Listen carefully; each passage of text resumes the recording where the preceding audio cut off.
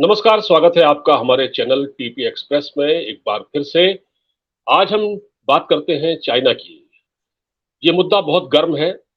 चीन ने एक नक्शा जारी किया है जिसमें उसने अक्साई चिन और अरुणाचल प्रदेश को अपना हिस्सा बताया है। और इस खबर के आते ही भारत सरकार के विदेश मंत्री एस जयशंकर ने एक कार्यक्रम में कहा कि चीन ऐसी बकवास पहले भी करता रहा है। वो ऐसे नक्शे पहले भी पास करता रहा है। आखिर चीन ऐसा क्यों कर रहा है? क्या जरूरत है चाइना को ये सब करने की? और वो भी तब जब G20 की बैठक दिल्ली में होने जा रही है 8 से 10 सितंबर तक, जिसमें तमाम देशों के राष्ट्राध्यक्ष आ रहे हैं। इसमें चाइना के शी जिनपिंग खुद भी आ रहे हैं और अमेरिका के राष्ट्रपति प्रेसिडेंट जो बाइडेन भी आ रहे हैं। तो चीन की इस बौखलाहट का, इस तड़प का क्या मतलब है, इसको जानने के लिए आज हमने आमंत्रित किया है पंकज श्रीवास्तव को, जो कि पेशे से एक पत्रकार है। और सबसे बड़ी बात यह है कि पंकज चाइना में 8 साल रहकर काम कर चुके हैं और चीन के बारे में बहुत कुछ जानते हैं। चीन ऐसा क्यों कर रहा है, इसको समझने के लिए पंकज आप बताएं।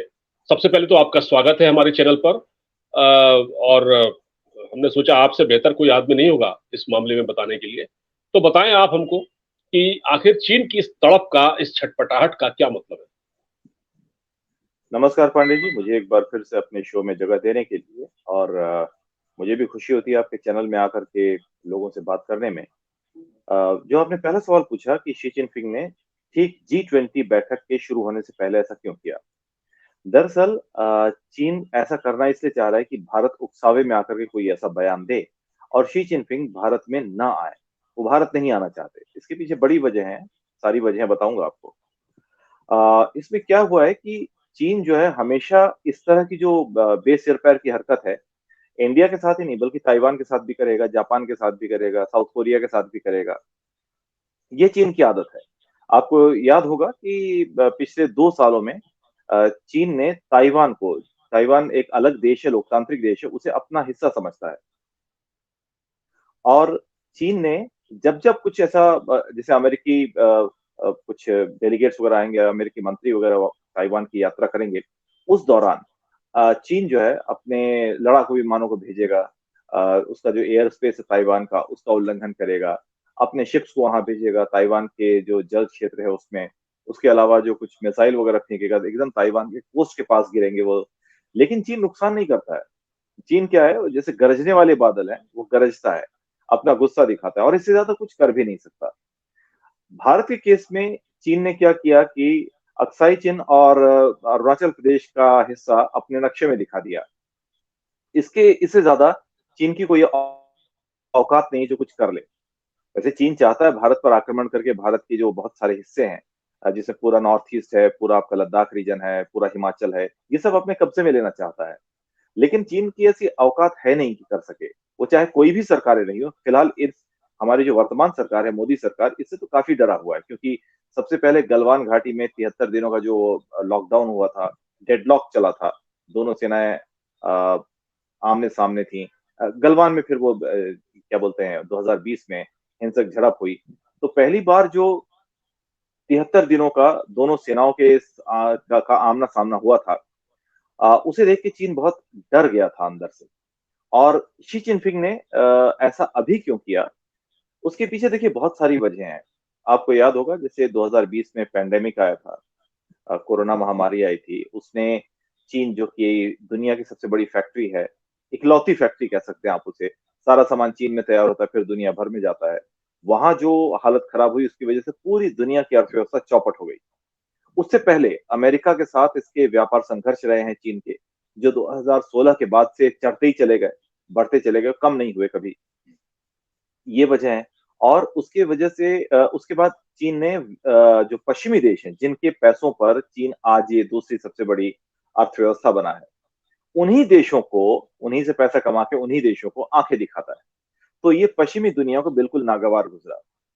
और कोरोना महामारी ने दिखा दिया कि भाई, दुनिया को भी दिखा दिया कि एक ही देश के अंदर ढेर सारा इन्वेस्टमेंट कर देना कोई समझदारी वाला काम नहीं है।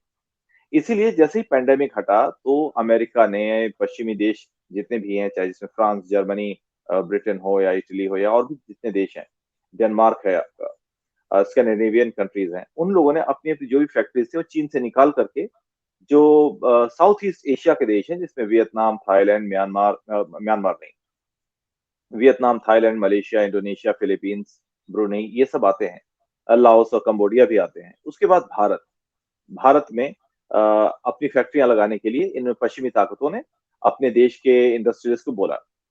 अब उसकी वजह से क्या हुआ, चीन में बहुत ज्यादा जो संख्या में लोग नौकरियां कर रहे थे, वो नौकरियां लोगों की जाने लगी, क्योंकि ऑर्डर आ नहीं रहा है, फैक्ट्रियां बाहर जा रही हैं, कर्मचारी बेरोजगार हो रहे हैं। और चीन में बचत जो है लोगों की उतनी वैसे नहीं होती थी। जो भी ये लोग पैसा इन्वेस्ट करते थे वो रियल एस्टेट पे ज्यादा करते थे। आप जानते होंगे, एक सोहो है, अभी एक चुंगशान करके एक कंपनी है, वो है। फिर आपका एवरग्रांडे सबसे पहले उसने दिवालिया अपने आप को घोषित कर दिया। उसके अलावा भी कंट्री गार्डन करके एक कंपनी है, वो भी दिवालिया हो गई। ऐसे बहुत सारी कंपनीज हैं रियल एस्टेट। और रियल एस्टेट ऐसा फील्ड है जहां पर हर गरीब, अमीर, मध्यम वर्ग के चीनी ने अपना पैसा निवेश किया। और वो एक अलग कहानी है, उस पर हम लोग कभी बाद में चर्चा करेंगे कि वो क्यों धराशायी हुआ। उसकी एक अलग ही, एक पूरा एपिसोड आप उस पर बना सकते हैं। तो उसके धराशायी होने की वजह से चीन में जो कि सबसे ज्यादा रोजगार देने वाला फील्ड था, वो खत्म हो गया। 24% जीडीपी जो है चीन की, वो रियल एस्टेट पर चलती थी। 60% चीन की जो अर्थव्यवस्था है वो निर्यात से चलती थी। 60% जो चीन की अर्थव्यवस्था है वो निर्यात से चलती थी। इसकी वजह से क्या हुआ कि निर्यात खत्म हो गया, 60% इकोनॉमी में जंग लग गया, बची 24% इकोनॉमी, जिसमें कि जो रियल एस्टेट था वो उसका बुलबुला फूट गया, वो धराशायी हो गया।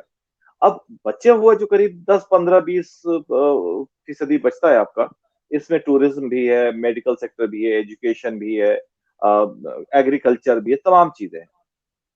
ये सब आ जाती हैं। और ये जो चीजें हैं ये कितना चला पाएंगी, जब मेजर जो हिस्सा है विनिर्माण हो गया, विनिर्माण मतलब निर्यात हो गया, जिसके ऊपर विनिर्माण और सप्लाई चेन टिकी हुई थी, वो सब खत्म हो गया। अब इसकी वजह से क्या है कि चीन के लोगों में शी जिनपिंग के खिलाफ भारी गुस्सा है। सीपीसी में भी एक दूसरा धड़ा बना हुआ है जो कि शी जिनपिंग को हटाना चाहता है, लेकिन हटा नहीं पा रहा है। वो बहुत प्रयास भी किए गए, आपको याद होगा पेंडेमिक के बाद लगातार 2 साल तक शी जिनपिंग चीन से बाहर नहीं निकले। उन्हें पूरा अंदेशा था कि अगर मैं बाहर गया तो मुझे बाहर कर दिया जाएगा सत्ता से, और फिर कोई और इस सीट पर काबिज हो जाएगा।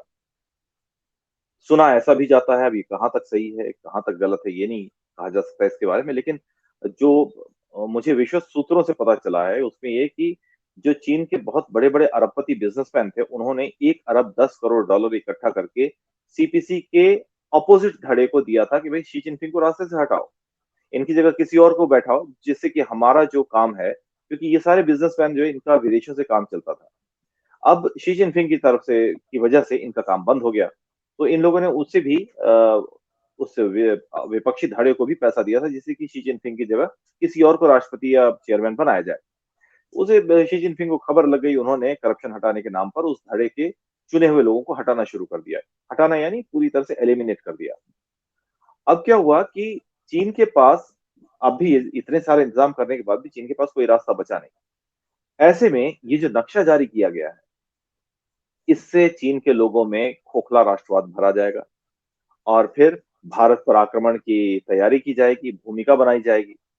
और इससे क्या होगा कि जब चीन के लोग अपनी जो बेरोजगारी की समस्या, खाने पीने की समस्या है, अर्थव्यवस्था पूरी चौपट हो चुकी है, वो समस्या वो भूल करके राष्ट्रवादी बन जाएंगे और शी जिनपिंग का साथ देंगे। बहुत पहले ऐसा हुआ था, माओ त्से तुंग ने ग्रेट लीप फॉरवर्ड जो 1958 से 62 तक चलाया था, आपको याद होगा 62 में चीन ने भारत पर हमला भी किया था।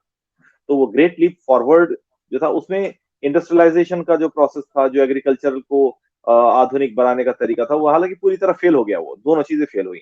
और उसके बाद भुखमरी, 4 साल का अकाल पड़ा और भुखमरी छा गई थी उसी दौर में। तो उसके बाद 1962 में माओ त्से तुंग की भी हालत शी जिनपिंग जैसी हुई थी उस समय। लोग शी जिनपिंग से बहुत नाराज थे, उन्हें हटाना चाह रहे थे। तो माओ त्से तुंग ने इसका एक बेहतर तरीका निकाला, उन्होंने भारत पर हमला कर दिया, लोगों में झूठा राष्ट्रवाद जगा दिया। यही काम शी जिनपिंग आज कर रहे हैं। अच्छा, ठीक यही एक काम बात कर रहे सुनिए, मैं ये कह रहा हैं जी। था कि जैसे अभी चीन जितना बौखलाया हुआ है, जितना परेशान है अंदर से, एक तो हमने सुना है कि चीन में जो बेरोजगारी की दर काफी बढ़ गई है, जो 21% तो बताई जाती है, जी। कहीं से ये आंकड़ा आया है, सही है या नहीं, हो सकता है जब चीन 21 कह रहा है तो हो सकता है वो 30 से भी ज्यादा हो। ठीक है। छियालीस जो फीसदी है बेरोजगारी बढ़ी है, वो आंकड़ा असंतोष बढ़ा है, वो रियल आंकड़ा एस्टेट आप बता छियालीस रहे हैं फीसदी तबाह है हो चुका है।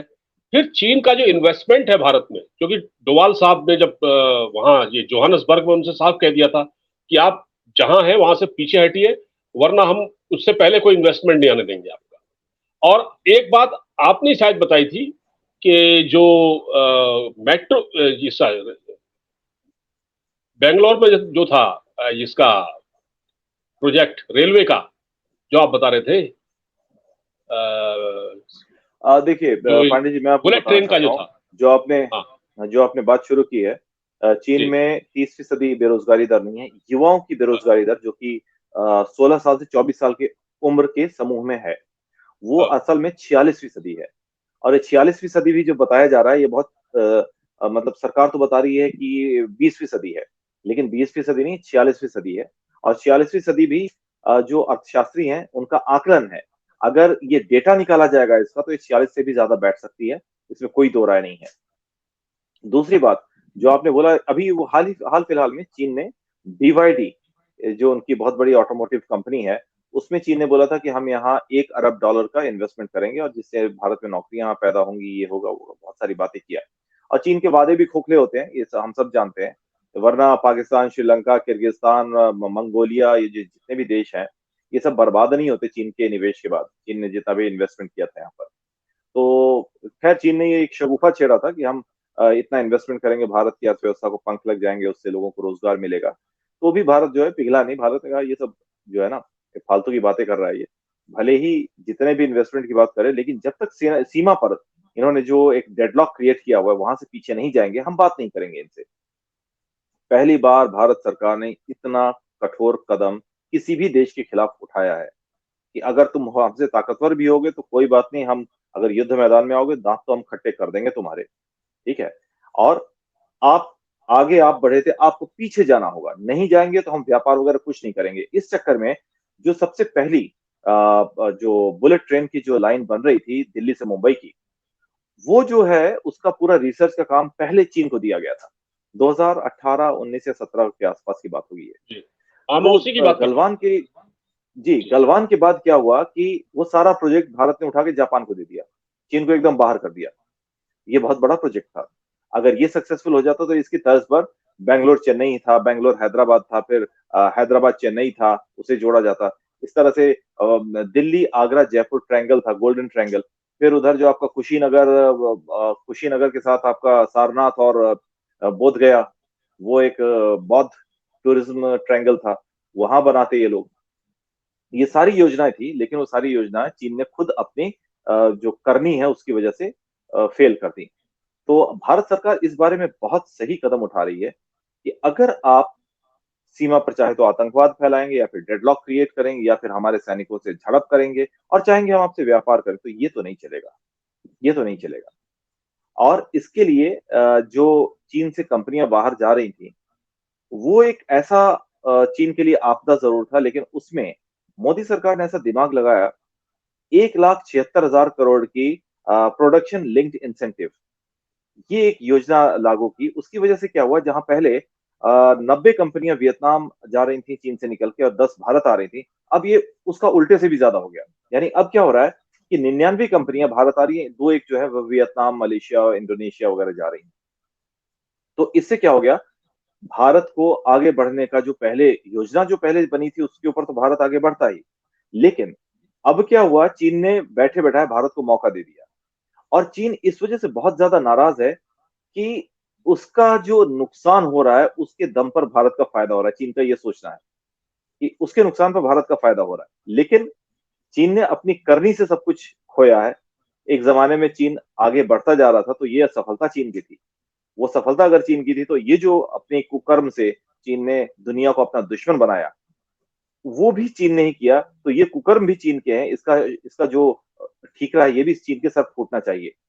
तो यही हाल हो रहा है अभी चीन का, और इसकी वजह से चीन का बाजार बुरी तरह ठप पड़ा हुआ है।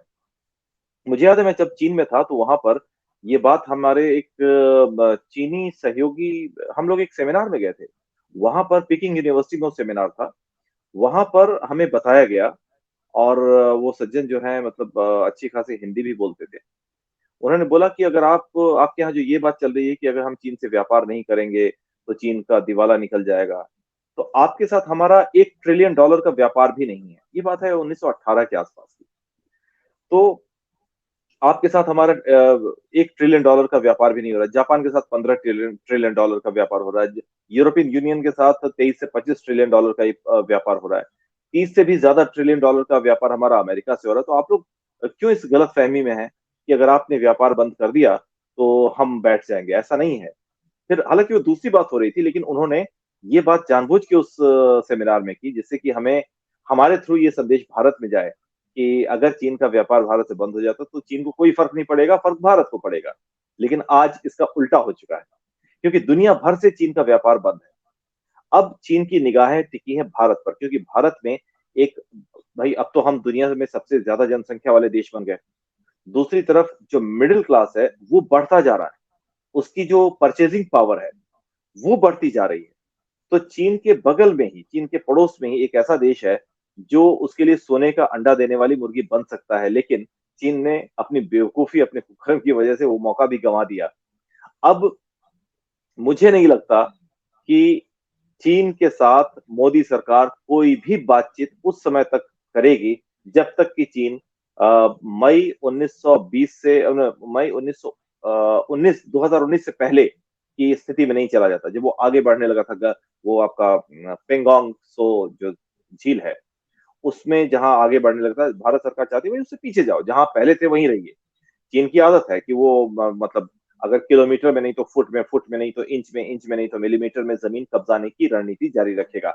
आज की तारीख में चीन के 22 देशों के साथ जमीनी विवाद है, जिसमें रूस, जापान, साउथ कोरिया से लेके दूर दक्षिण में बैठा हुआ फिलीपींस और ब्रुनेई जैसा छोटा देश भी शामिल है। अच्छा, एक चीज और है। जैसा चीन ने नक्शा जारी किया है, चीन ने अप्रैल में भी अप्रैल 2023 में भी अरुणाचल प्रदेश के 11 जगहों के नाम बदल दिए थे। पिछले 5 साल में तीसरी बार ऐसा किया है चाइना ने, और इससे पहले 2021 में चीन ने 15 जगहों और 2017 में 6 जगहों के नाम बदले थे। चीन तो इतना करता आया है इस तरह की खुराफात। क्या भारत को भी, अभी जैसे चीन ने जो नक्शा जारी किया जिसमें अक्साई चीन और अरुणाचल को पूरा हिस्सा बताया अपना, क्या भारत सरकार को भी ऐसा एक नक्शा जारी कर देना चाहिए? या कहते हैं ना, टिट फॉर टैट, क्योंकि दबकर रहने से तो अच्छा है कि आप जवाब दीजिए। देखिए, भारत सरकार की ये नीति नहीं है कि दब कर रह रहे। अगर वो उन्होंने विरोध उस समय भी जताया था, आज भी। अरिंदम बागची जो कि फॉरेन स्पोक्स पर्सन है भारत के, उनका अगर आप बयान सुने तो आपको लगेगा कि वो विरोध जताया गया था। लेकिन कुछ एक मामलों में टिट फॉर टैट नहीं, आप दूर का सोच के काम करते हैं। हालांकि मैं खुद नहीं जानता कि भारत सरकार ने जवाब नहीं दिया तो आगे की रणनीति क्या होगी, लेकिन आगे की रणनीति जरूर होगी और इससे कहीं ज्यादा होगी। देखिए, जिस समय गलवान में हमारे सैनिकों को मारा था चीन ने धोखे से, हमारे सैनिकों ने उनसे ज्यादा, मतलब भारतीय सैनिकों से ज्यादा चीनी सैनिकों की मौत हुई थी। और चीन के लिए इतना शर्मसार थी ये घटना कि उसने लंबे समय तक एक भी आदमी के, अपने एक भी चीनी सैनिक के मारे जाने की खबर की पुष्टि नहीं की। बहुत बाद में उसने 4 सैनिकों के मारे जाने की पुष्टि की, जबकि दुनिया जहान की जो मीडिया है, सैटेलाइट रिपोर्ट से, सैटेलाइट से जो उस जगह पर बीम किया गया था और देखा गया था कुछ कितने लोग मारे गए हैं, तो उसे पता चला था भाई 40 से 50 लोग भारतीय सैनिकों ने मारे थे। यहाँ 20 की मौत हुई थी। तो चीन जो है, उस समय अगर भारत चाहता तो चीन को उससे भी तगड़ा जवाब दे सकता था, लेकिन क्या वो वाजिब होता उस समय? आज देखिए, आज चीन की हालत क्या है। अर्थव्यवस्था एकदम पस्त है। चीन की अर्थव्यवस्था हमसे 5 गुने से भी ज्यादा बड़ी है। तो चीन से जो टक्कर हमें लेना है उसमें हमें दिमाग का इस्तेमाल बहुत ज्यादा करना है। हमारे करेज में कोई कमी नहीं, ये बात सच है। लेकिन कई बार क्या होता है कि आप सीधे सीधे युद्ध लड़ते हैं तो फिर जैसे ईरान इराक का वॉर हुआ था, आपको याद होगा, 8 साल चला था लगातार। तो उसमें क्या हाँ। हुआ, दोनों ही देश दुनिया के नक्शे पर बहुत साल पीछे चले गए थे। उसमें फायदा किसका हुआ था? यहाँ पर क्या है, रणनीति ये अपनाई जा रही है कि ठीक है, नुकसान अगर चीन का हो रहा है होता रहे, हमारा नहीं होना चाहिए। हम सबसे पहले आर्थिक तौर पर उसकी घेराबंदी कर रहे हैं। अब हमारे रणनीतिकार क्या सोच रहे हैं तो मुझे नहीं मालूम, लेकिन जो जी। मुझे अभी तक समझ में आ रहा है, आप तुरंत के तुरंत कई बार जवाब देने की जगह उस समय शांत रह जाइए। स्ट्रेटेजिक रिट्रीट कहते हैं इस कदम को, कि उस समय आप शांत रह जाइए, लेकिन आप दूर का सोच रहे हैं कि आगे हम कहाँ कहाँ इसकी किलेबंदी, इसकी नाकेबंदी करेंगे। तो ये शायद रणनीति अभी भारत के दिमाग में चल रही होगी, और भारत इसका जवाब देगा समय आने पर। अभी तो विरोध जता करके बात खत्म कर दिया, लेकिन आने वाले समय में आप देखिएगा, चीन का आर्थिक नुकसान तो बहुत ज्यादा होगा, और उसके अलावा आगे रणनीतिक नुकसान भी होगा, उसकी भी बारी आएगी। लेकिन अभी चीन का सिर्फ आर्थिक नुकसान किया जाएगा, जिसकी वजह से वो और अंदरूनी तौर पर और कमजोर और खोखला हो जाए। बिल्कुल, बिल्कुल। और ये लोग जो दुनिया में जो लोग जो जियो पॉलिटिक्स को बहुत अच्छी तरह समझते हैं, वो चीन के बारे में ही कहते हैं कि चीन तभी तक मजबूत है जब तक उसके वहां पैसा आ रहा है, इन्वेस्टमेंट आ रहा है। जिस दिन चीन में पैसा आना बंद हो गया, चीन अंदर से टूट जाएगा और चीन की फिर वो ताकत नहीं रहेगी। चीन बहुत नुकसान उठा सकता है। पंकज, आप हमसे जुड़े, इस पर और भी बातचीत हो सकती है, तो हम आपसे फिर इस क्रम को जारी रखेंगे। और निश्चित रूप से भारत की जो अभी भारत जिस तरह से आपने बताया, जिस तरह से चल रहा है, बल्कि भारत को चीन के साथ माइंड गेम खेलना चाहिए। और चीन जो ताकत का इस्तेमाल है वो बात की बात है, लेकिन चीन का मुकाबला करने के लिए हमको बहुत ही सावधानी के साथ, सोच समझ के और दिमाग के साथ हमको काम करना चाहिए, तभी हम चीन को टैकल कर पाएंगे। बहुत बहुत शुक्रिया आपका हमसे जुड़ने के लिए और इस पूरी जानकारी के लिए। धन्यवाद हमें बुलाने के लिए।